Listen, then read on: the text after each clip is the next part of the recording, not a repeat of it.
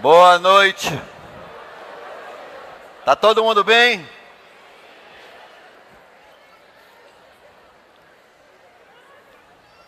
Vamos orar. Oremos. Pai querido, nós te louvamos nesta noite, te agradecemos, Senhor, primeiro por sermos teus, por seres nosso.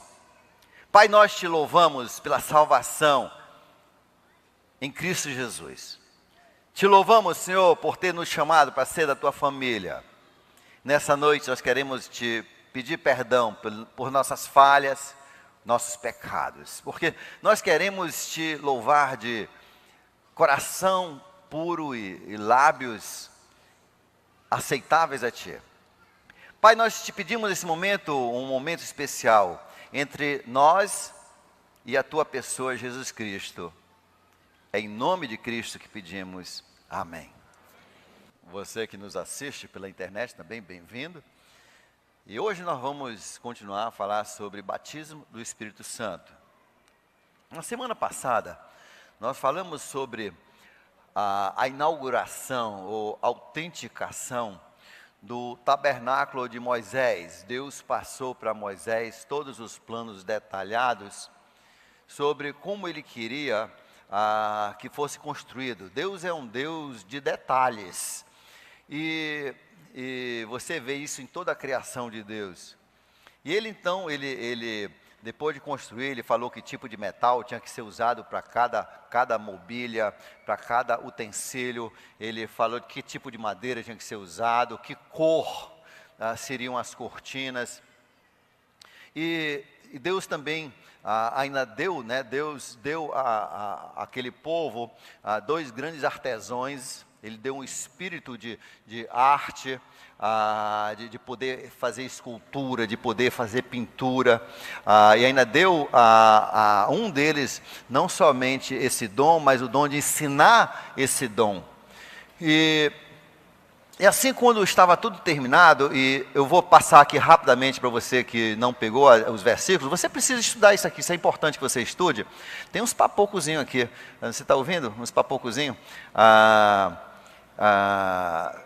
Êxodo capítulo 39, versos 32, 34, Êxodo 40, versos 34 a 38, Números capítulo 9 e Levítico capítulo 9, ali pelo verso 24, fala sobre essa inauguração, de como foi primeiro inspecionado. Moisés foi, inspecionou, para ver se tinha sido feito do jeito que Deus havia mandado. É fogos, é? Porque a França ganhou? Tem francês aqui no pedaço, é? Então,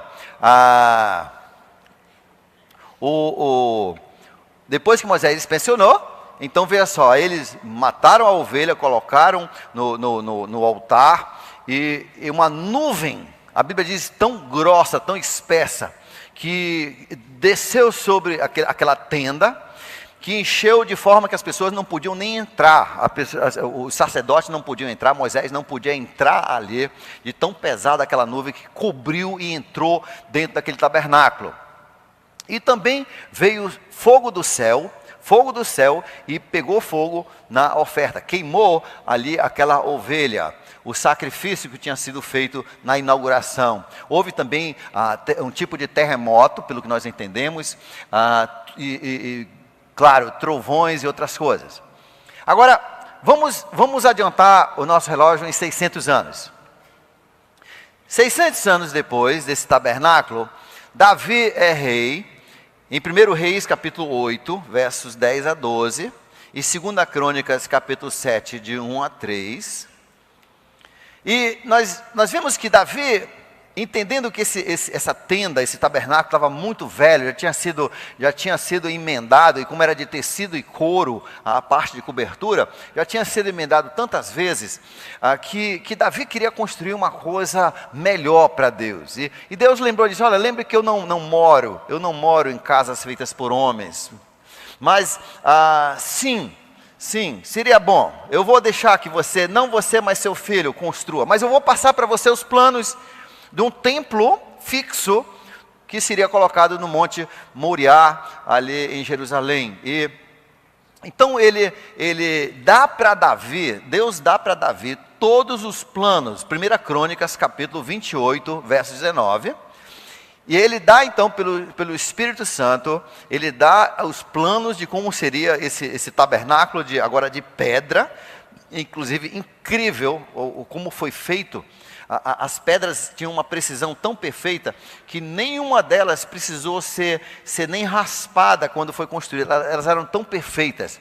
A exatidão das medidas e a perfeição com que Salomão executou aquela obra foi incrível. E a última coisa que Davi fez antes de morrer, ele mais uma vez revisou todos os planos do templo com o seu filho e os conselheiros, para que pudesse fazer esse templo lindíssimo. Quando estava todo pronto, Salomão inspecionou a obra para ver se tinha sido feito conforme os desenhos que Deus havia dado para o rei Davi. E quando estava tudo certinho, ele então conclamou a inauguração, mataram ovelhas e bezerros para colocar ali no altar, e Deus de novo faz a mesma coisa que ele fez nos dias de Moisés. Ele mandou uma nuvem que cobriu o templo de forma que não podiam nem entrar, com trovões e terremotos, e mandou fogo do céu, que pegou fogo naquele altar e queimou a ovelha, a ovelha sacrificial. E nos dois casos, Deus estava dizendo, esse é o meu lugar, é o lugar da minha presença. Deus não ficava restrito àquele lugar, mas ali era a presença de Deus na terra. Quando alguém quisesse ter intimidade com Deus e buscar uma resposta de Deus, eles iam até ali. E por isso que todo judeu procurava pelo menos uma vez por ano ir até o templo. E mais tarde, no dia de Pentecostes, todo judeu, aonde ele estivesse no mundo, podia ser China, podia ser Índia, ele tentava chegar em Jerusalém para a festa de Pentecostes, porque ele entendia que a presença de Deus estava ali. E quando, inclusive, quando armavam as tendas durante a peregrinação no deserto, o templo ficava no meio e todas as tendas ficavam com as suas frentes, as suas portas para o tabernáculo.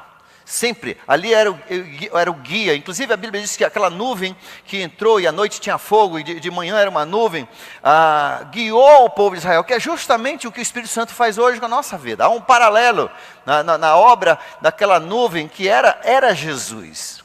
Aquela era uma manifestação de Jesus, e que guiava o povo, representando, o Espírito Santo que um dia nos guiaria nos caminhos que devemos andar, nos caminhos que Deus quer. E quando a nuvem andava, o povo levantava e ia embora. Quando a nuvem parava, eles paravam. Mas, veja só, por causa do pecado de Israel, aquele templo magnífico de Salomão foi destruído. Foi totalmente destruído.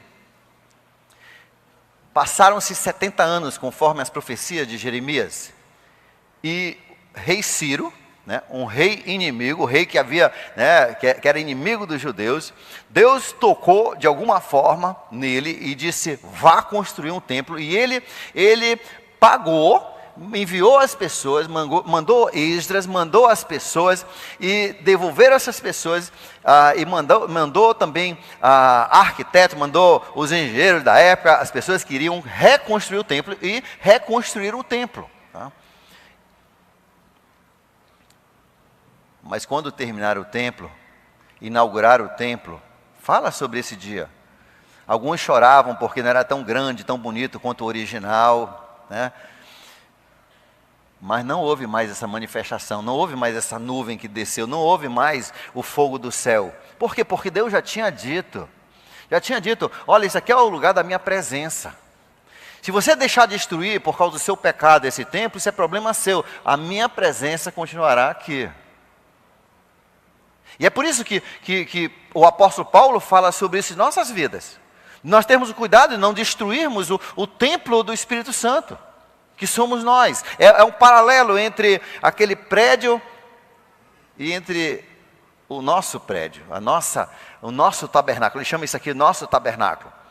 Bem, aí depois, durante aqueles 400 anos entre o último profeta e rei e Jesus, se passaram 400 anos e o templo ficou bem deteriorado. E um pouco antes de Jesus vir, Herodes, um grande construtor e arquiteto, ele fez um palácio magnífico, maior inclusive do que o original de Salomão, tão grande que ele teve que aumentar o tamanho da montanha.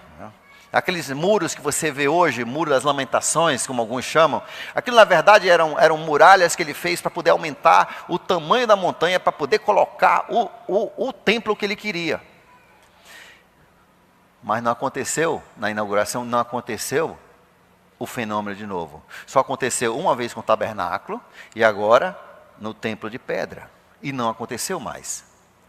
Quando Jesus morreu na cruz, em 3 evangelhos fala sobre isso, mas se você quiser anotar, anote Mateus capítulo 27, verso 51. Mateus 27, 51.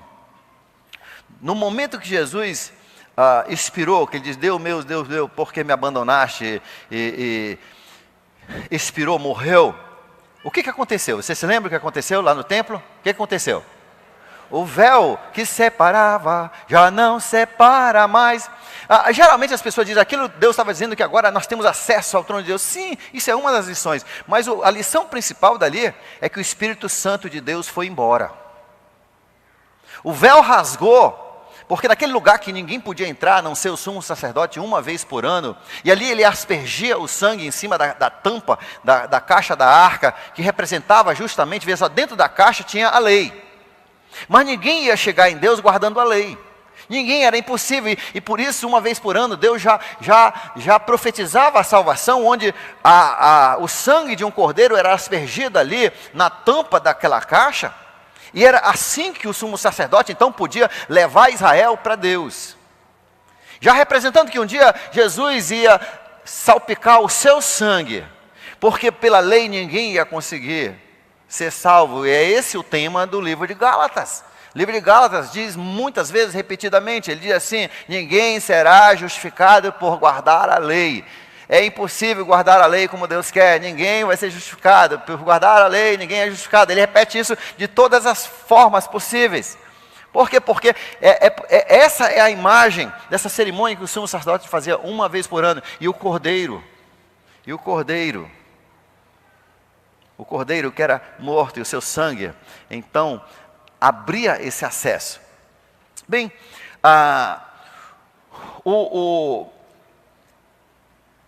então quando o Espírito Santo saiu, o Espírito saiu do templo, por isso que olha, hoje, não adianta você ir para Jerusalém orar, Deus não está mais presente, Deus está mais presente em Manaus do que lá.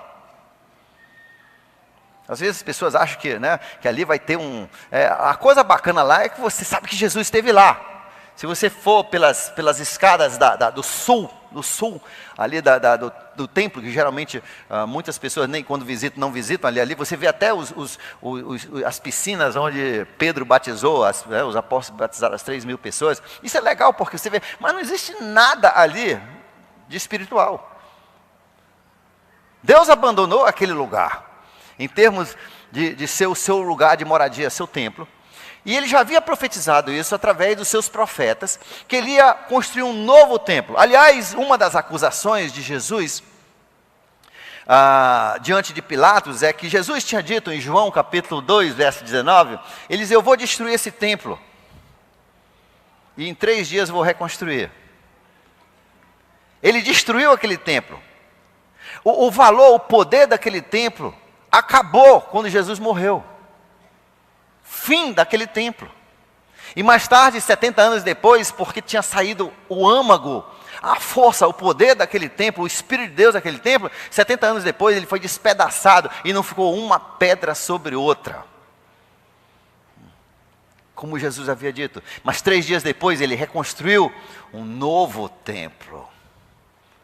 E semana passada nós falamos que quando ele ressuscitou dos mortos, uma das primeiras coisas que ele fez, não foi a primeira coisa, mas no cair da primeira tarde da sua ressurreição, ele foi até os discípulos, e lá ele fez o quê? Apareceu para eles, portas fechadas, e ele entrou sem chave, e o que ele fez? O que ele disse? paz seja com vocês. Aí, soprou sobre eles. A palavra ele, ai, me fugiu a palavra. Insuflou. Ele insuflou, que é justamente, ele insuflou os seus discípulos, 10, eram só 10, estavam ali. Ele insuflou, e disse, receba o Espírito Santo. O Espírito Santo veio naquele dia. Tá? O Espírito Santo, a maioria das pessoas acha que o Espírito Santo veio no dia de Pentecostes, é porque não leem o livro de João. Tá? O livro de João é muito claro, que o Espírito Santo veio naquele dia. E veio e entrou pela primeira vez nos 10. Agora veja só, durante o ministério de Jesus, assim como Deus havia passado os planos para Moisés, e depois, mais tarde, para o templo, ele passou os planos do templo para Davi, o rei Davi, ele havia passado durante aqueles 3 anos todos os seus planos do seu novo templo para os seus apóstolos. Por isso que o apóstolo Paulo diz assim, nós somos o templo de Deus construído sobre o alicerce dos apóstolos e a pedra de esquina, aquela que você faz para se esquadrejar, né? O seu primeiro marco, da onde você esquadreja a casa ou o templo, sobre a pedra de esquina que é Jesus. Então Deus passou 3 anos passando todo o plano dele, de como seria construído esse novo templo, para os seus discípulos. Aí no final, ele diz assim, e não saiam de Jerusalém, enquanto o poder do Espírito não descer sobre vocês. O Espírito já estava neles. Mas Deus ia inaugurar seu terceiro templo, a igreja. E no dia de Pentecostes, abra comigo a sua Bíblia, o livro de Atos, capítulo 2. Atos, capítulo 2.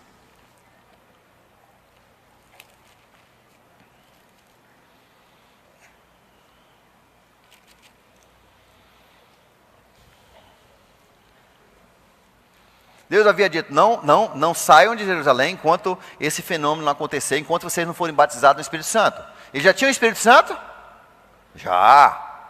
Ele iria batizar a igreja, é isso que você precisa entender.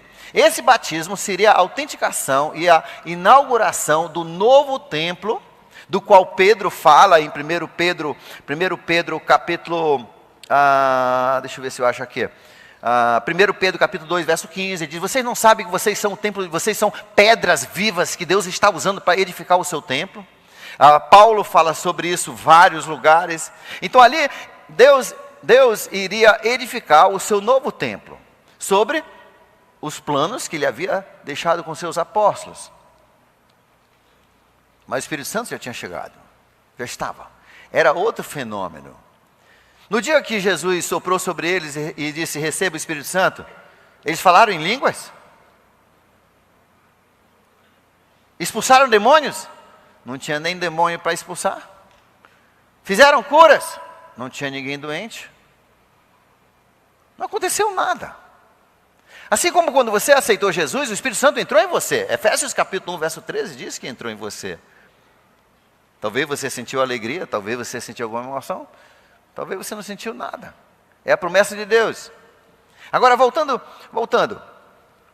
Então nessa passagem, Deus diz assim, chegando o dia de Pentecostes, claro, o dia de Pentecostes era a festa onde as pessoas de toda parte do mundo que era judeu tentavam voltar para Jerusalém. Chegando o dia de Pentecostes, estavam todos reunidos num só lugar. De repente veio do céu o som, veio um som como de um vento muito forte e encheu toda a casa na qual estavam assentados e viram o que parecia línguas de fogo que se separaram e pousaram sobre cada um deles, dos discípulos, tá? Que agora eram 12. Tomé tinha crido numa semana depois dos outros 10, e ele recebeu então o Espírito Santo. E agora Matias também, ele também havia sido acrescido a eles. E todos ficaram cheios do Espírito Santo e começaram a falar noutras línguas conforme o Espírito os capacitava. Agora, isso aqui é outras línguas, é línguas de verdade. É isso que Paulo bate lá em 1 Coríntios, capítulo 14. Ele diz, uma língua tem que ter significado. Sílabas repetidas que não têm significado não é uma língua. Isso aqui eram línguas de verdade. Olha só o que diz assim: havia em Jerusalém judeus devotos vindo de todas as nações do mundo. Olha só o que Deus estava dizendo. Deus havia profetizado em Isaías 56, verso 6, ele havia profetizado também como Salmo 22, em algumas outras passagens do Velho Testamento, que esse novo templo seria aberto para todos os povos do mundo, não seria só para judeus. O terceiro templo, a igreja, seria para todos os povos. Nós seríamos incluídos. Os discípulos não entenderam completamente isso, demorou a cair a ficha, mas Jesus já tinha falado, Jesus já disse assim: eu tenho pessoas de outros povos para entrar no meu rebanho. Então por isso que Deus escolheu o dia de Pentecostes para fazer a inauguração da sua igreja, porque nesse dia, olha só o que tinha seguidores de Deus de todas as nações. E quando aconteceu esse fenômeno, as pessoas, olha só, entenderam a mensagem do Evangelho de Pedro em sua própria língua. Toda aquela mensagem que os discípulos estavam pregando, todo mundo entendia na sua própria língua.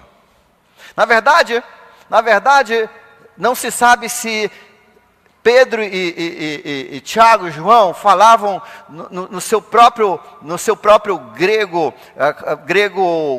vulgar, né?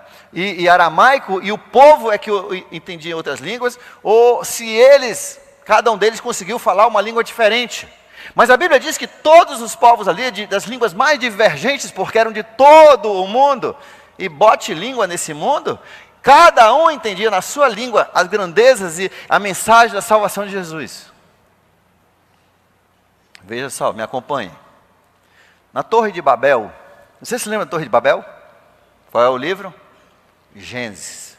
O povo, Deus viu que eles iam se perverter muito rapidamente depois do dilúvio.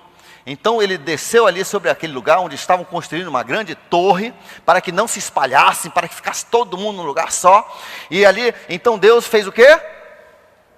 Confundiu a língua. De repente a pessoa não se entendia. A pessoa não entendia o outro falar. Um falava e o outro não entendia nada. E isso fez com que a Bíblia diz que os povos se espalhassem por toda a face da terra. Olha o que ele faz no dia de Pentecostes. Ele pega essas pessoas que estavam espalhadas por toda a face da terra, ele devolve uma só língua, todos eles entenderam uma só língua. Ele estava fazendo exatamente o oposto. Ele estava unindo todo mundo no seu rebanho, como vai ser no céu. Nós vamos entender a língua de todo mundo, ou então todos vão falar uma mesma língua. Eu acho que vai ser o fenômeno do dia de Pentecostes. É um pedacinho do céu, onde você fala no português, mesmo que você fala bem, e o japonês vai te entender direitinho, e o japonês vai falar a língua dele, e você vai entender como se fosse nativo. Eu não sei, mas nós sabemos que todos vão se compreender. Isso aqui é um exemplo daquilo que vai acontecer. Então Deus esperou, por quê? Porque Deus queria que os discípulos entendessem que agora o novo templo seria para todas as nações. Então aconteceu esse fenômeno, e foi um fenômeno tão grande que as pessoas de toda parte, a Bíblia diz, de toda parte de Jerusalém correram para ver o que estava acontecendo. Então foi um estrondo, foi um negócio assim, um terremoto, foi um barulho tão grande que toda a cidade correu para ver o que estava acontecendo. E lá ouviram esse fenômeno, e as línguas de fogo sobre as cabeças. Agora, por que Deus não mandou nesse dia um fogo para queimar o sacrifício?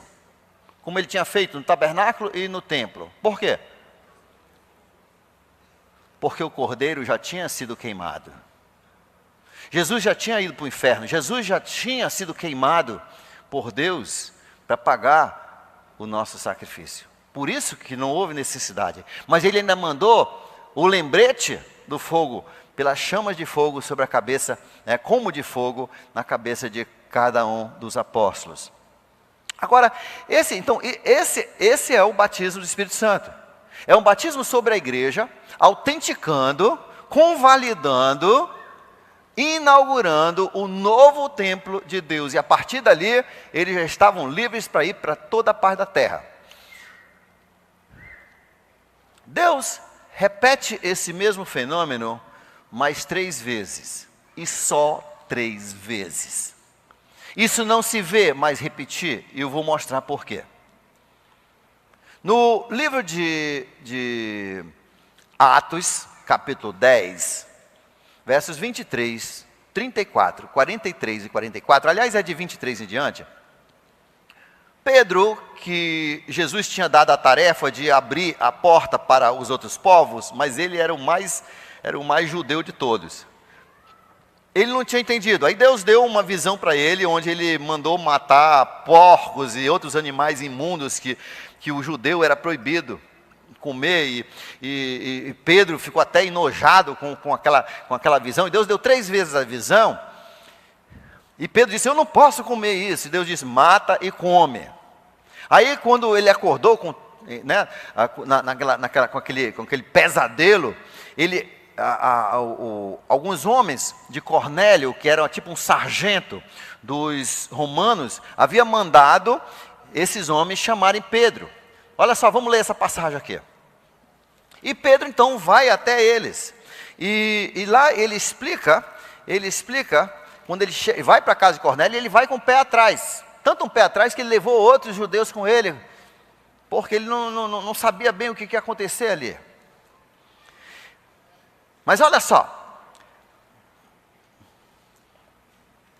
certo dia por volta das 3 horas, verso 3 do capítulo 10, Cornélio teve uma visão, e viu claramente um anjo do Senhor, que se aproximava dele e dizia, Cornélio. Eu gosto desses versículos assim, porque isso me reafirma o seguinte, Deus me conhece por nome. Deus sabe o meu nome, Deus sabe aonde eu estou. E atemorizado, Cornélio olhou para ele e perguntou, que é, Senhor? E o anjo respondeu, suas orações e suas esmolas subiram como oferta de memorial diante de Deus, e agora mande alguns dos teus homens a Jope, olha só o outro aqui, a Jope, a cidade de Jope, para trazerem um certo Simão, também conhecido como Pedro. Deus sabe até o seu apelido. Seu nome é José, mas te chamo de Zequinha? Deus sabe que o teu nome é José e te chama de Zequinha. Porque tem um certo Simão, conhecido também como Pedro, e esse está hospedado, olha só, ele sabe até onde você mora, ele sabe o seu endereço, Deus sabe o seu endereço. Não é bom ele saber? Não é bom Deus saber seu endereço? Não é bom? Isso significa que quando o ladrão vai para uma casa, Deus já sabe que o ladrão vai.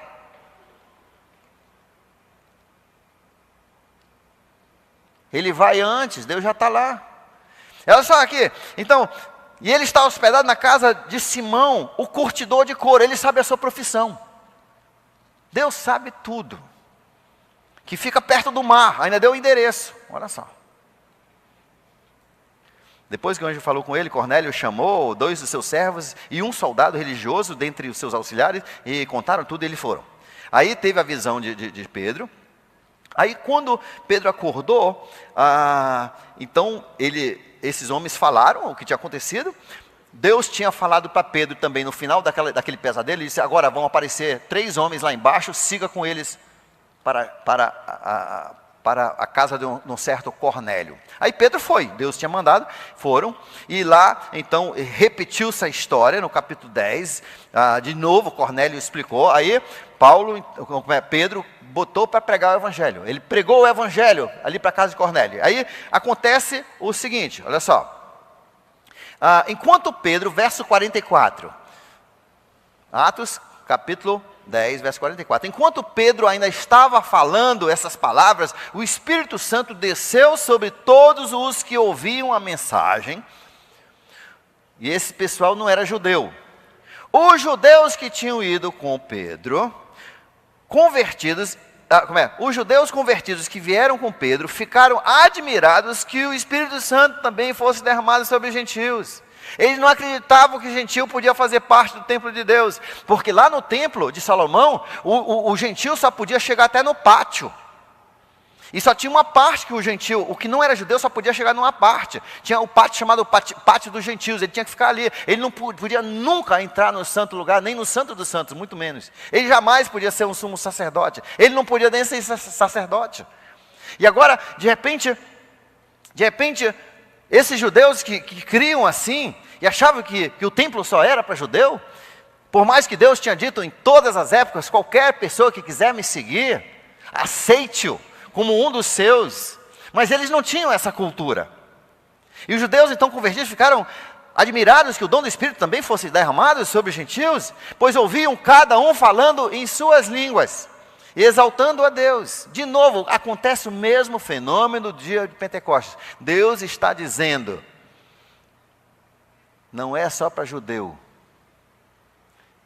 é para gentil também. O meu novo templo será construído de judeus e gentios, de povos de toda a terra. Em seguida, Pedro, verso 47, pode alguém negar a água, impedindo que se batizem? Eles receberam o Espírito Santo como nós. Então ordenou que fossem batizados em nome de Jesus Cristo, e depois pediram a Pedro que ficasse ali alguns dias. E veja só, porque o batismo era o que Pedro entendia como a porta da igreja. Você era batizado e se tornava membro da igreja. Então é isso que Pedro está dizendo. Ele diz, quem pode impedir que eles entrem na igreja? Porque o Espírito Santo foi derramado sobre eles do jeito que foi derramado sobre nós no dia de Pentecostes. E ele depois teve que se explicar para os outros apóstolos, e ele explica justamente dessa forma. Agora nós temos uma terceira vez que acontece esse mesmo fenômeno. É um batismo dado em 4 vezes. Por quê? Porque Deus queria que entendêssemos que a igreja, esse novo templo, seria para todos os povos da terra. O terceiro momento foi no livro de Atos, capítulo 8, Atos 8, verso 15.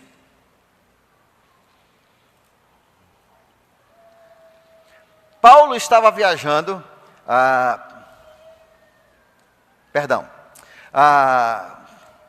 Atos capítulo 8, verso 15, acontece, o mesmo fenômeno acontece com os samaritanos. Quem eram os samaritanos? Então, Atos capítulo 8, verso 15. Os samaritanos eram uma raça mista, eles eram metade judeu e metade gentil. O judeu tinha mais raiva dele do que do gentil. Aliás, se o judeu falasse, na época de Cristo, falasse com o samaritano, ele tinha que ir para casa lavar a boca. Se ele dissesse bom dia para um samaritano. Por quê? Porque eles consideravam os samaritanos traidores da pátria. Porque os samaritanos, eles fizeram um negócio com o inimigo para não serem destruídos. Então os judeus do âmago, eles tinham ódio dos samaritanos. Por isso que os discípulos ficaram tão perplexos quando viram Jesus falando com aquela mulher samaritana. Porque judeu não fala com samaritano. E aqui de repente, então Deus quer mostrar que não somente os gentios, mas os samaritanos, esse pessoal odioso, esses traidores da pátria, esse sem vergonha, esse pessoal que se misturou com outra raça, esse pessoal vagabundo, também fariam parte da igreja. Você está vendo como é que Deus está? Deus não deixou nada por se imaginar. Deus deu detalhes. Deus queria todos os povos. Então ele fez isso com os samaritanos. E de novo, então, eles foram inclusos na igreja. E tem a 4ª vez que aconteceu, e você vê, eles falaram em línguas também da mesma forma. E olha, línguas verdadeiras. Línguas que as outras pessoas entendiam. Acontece uma última vez, e só mais uma vez, de acordo com as Escrituras. No livro de Atos, capítulo 19, de versos 1 a 4. Paulo estava viajando pelo interior de Éfeso, do estado onde havia uma cidade muito moderna, meio avançada. E ele encontrou um grupo de 12 homens que eram seguidores de Deus. Porque havia alguns seguidores de Deus em outros lugares. Por exemplo, na África, havia uma religião que era uma cópia do judaísmo, desde os dias de Salomão. Muitos acham que foi da rainha, como é o nome? A rainha Sabá. Quando ela voltou, ela levou a religião também. E ali então originou, e por isso existia judaísmo dentro da África. Aquele tesoureiro da rainha Cândice, ele era um desses seguidores. Como também esses homens aqui no interior de Éfeso. E Paulo então chegou e viu que eles eram devotos de Deus e perguntou assim: quando vocês foram batizados, vocês receberam o Espírito Santo? E os homens responderam: Espírito o quê? O que é isso? Nós nunca nem ouvimos falar de Espírito Santo. O que é isso? E Paulo diz: com que batismo vocês foram batizados? Eles disseram: com o batismo de João. E Paulo diz assim: o batismo de João foi um batismo de arrependimento, preparando o coração dos judeus para a vinda do Messias. Mas o Messias já chegou. O Messias já chegou e morreu na cruz e ressuscitou o terceiro dia. E ele explicou o evangelho para eles e eles aceitaram a Cristo como Senhor e Salvador. Aí Paulo mandou batizar, Paulo batizou no nome de Jesus. E eles de novo, olha só, eles, a quarta vez, também falaram em línguas e aconteceu como aconteceu no dia de Pentecostes, como aconteceu com Cornélio e como aconteceu com os samaritanos. Por que Deus fez isso com eles?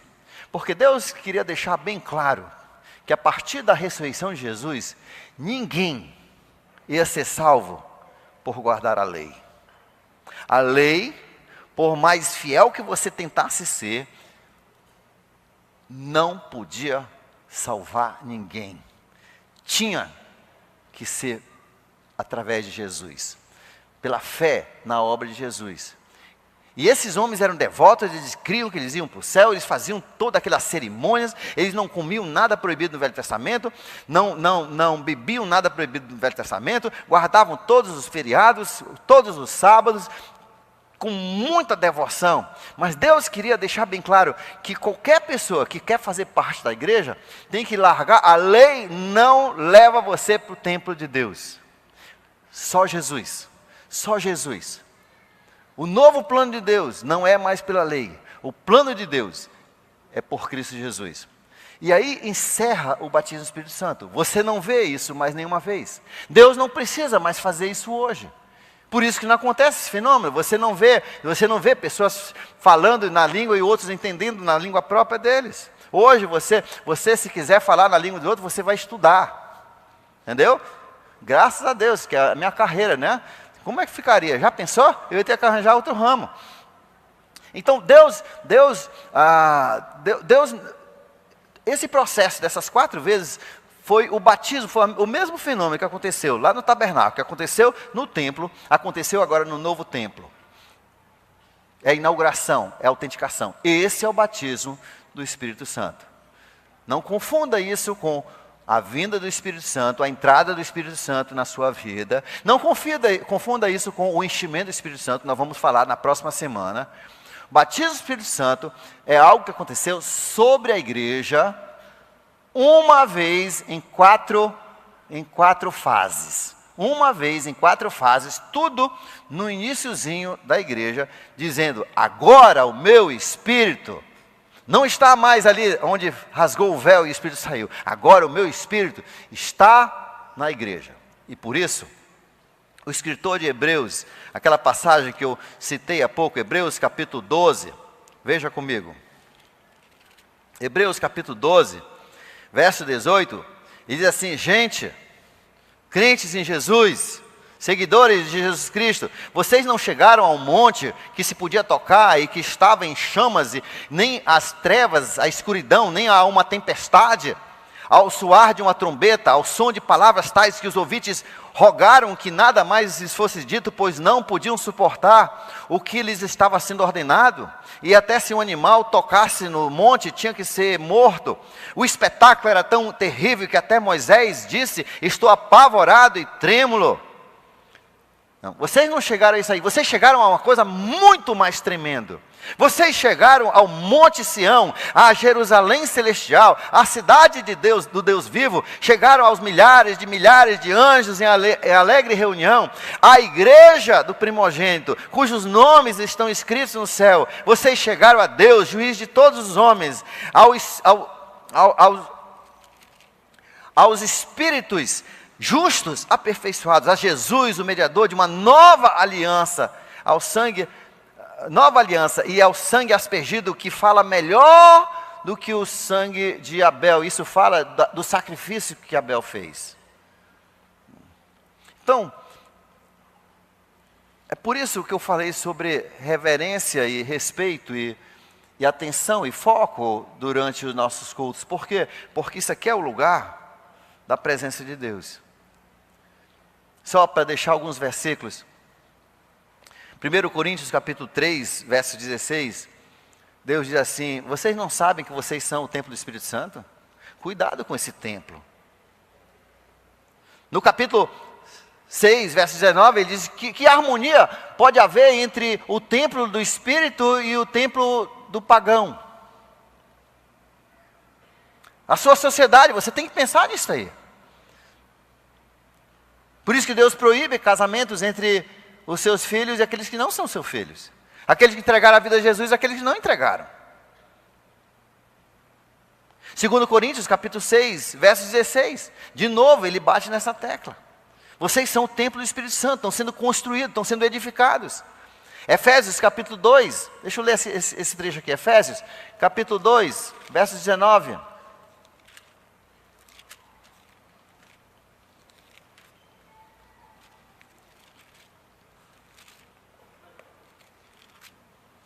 Efésios capítulo 2, versos 19 a 22. Portanto, vocês já não são mais estrangeiros nem forasteiros, mas concidadãos dos santos e membros da família de Deus, edificados sobre os fundamentos dos apóstolos e dos profetas, tendo Jesus Cristo como a pedra angular, no qual todo o edifício é ajustado e cresce para tornar-se um santuário santo no Senhor. Nele vocês também estão sendo edificados juntos para se tornarem a morada de Deus por seu Espírito. E Pedro fala a mesma coisa em 1 Pedro capítulo 2, verso 15. E isso foi autenticado. A igreja como o novo templo de Deus no dia de Pentecostes e naquelas três sequências, mostrando que a igreja de Deus, o novo templo de Deus, inclui todas as pessoas, todos os povos da terra que creem no Senhor Jesus. Na próxima semana nós vamos falar sobre o enchimento do Espírito Santo. Eu espero que isso ajudou você a entender o batismo do Espírito Santo. Deu para entender? Então, isso vai acontecer com você? Vai cair um fogo em cima da sua casa e queimar? Não. Você vai falar em línguas sem ter estudado? Não. Só nos seus sonhos. Que Deus lhe dê uma ótima semana. Deus lhe abençoe e te proteja no seu regresso ao seu lar.